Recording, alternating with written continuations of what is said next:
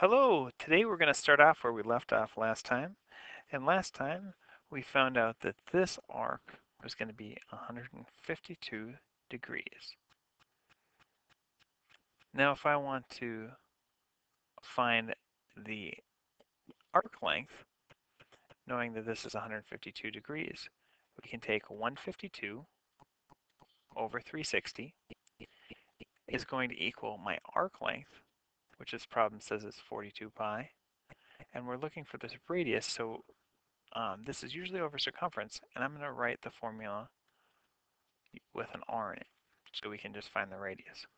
So now what we'll do is, in order to solve for our r, we're going to cross multiply. So 360 times 42 is 15,120, and then pi is going to come along with that because we're multiplying those.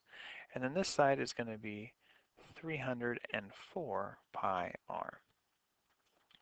So our next step, we divide both sides by 304 pi. So our r value, or our radius, will be 15,120 divided by 304, which is 49.7. And I should say that these pi's will cancel out, and that's why we don't have to worry about those. And those will all cancel out. So in this situation, our radius is 49.7 centimeters. All right. Now in this situation, if I know my angle here is 19 degrees, then my arc out here is going to be twice that, which is 38 degrees, which also means that this angle back here would also be 19 degrees. And I could move this to any point on the circle out here, and it would always be 19 degrees.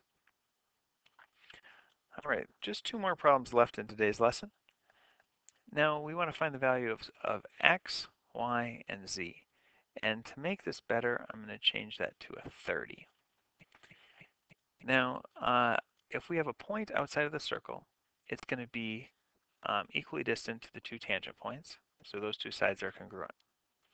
So if I want to find, if these two sides are congruent, these two angles are going to be congruent.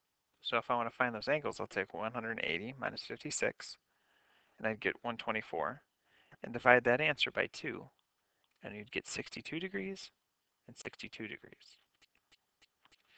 All right, so now we know what x is. If I want to find y, all three of these angles will add up to 180 degrees. So if I add these two together, I get 92. Subtract from 180, and y would be 88 degrees. Now we need to find z. Now we look at this shape. The opposite sides are parallel, and this side is 88, so we have a parallelogram. We will learn last chapter in parallelograms, consecutive angles are supplementary. So 88 plus which number equals 180? That answer is 92. So once we have that, we have all the values for x, y, and z. Our last problem for today says that the radius of the circle is 20, so CO is 20. AB is 16 centimeters. We want to find the length from C to M. Now there's a couple things that are kind of tricky in this problem. The first one is we can draw this segment here. This segment here is a radius, which is the same length as that. So this will be 20 centimeters. And I should have told you that these are perpendicular. And if those are perpendicular, then it cuts the 16 in half. So this is going to be 8, and this side is 8. Knowing two sides of a right triangle, I can find my third side by a squared plus 8 squared is equal to 16 squared.